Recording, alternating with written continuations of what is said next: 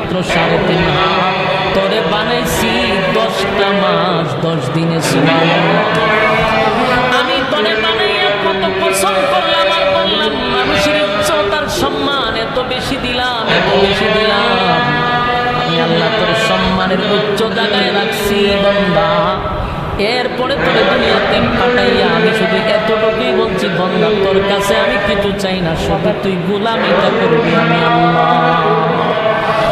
আমি তোরে রাইতে দিলাম 12 ঘন্টা, দিনে দিলাম 12 ঘন্টা, রাইতে আর দিনে আমার 24 ঘন্টা, 24 ঘন্টা তোরে দিলাম। বান্দারে দুনিয়া দুনিয়া করতে তার কোনো অসুবিধা নাই।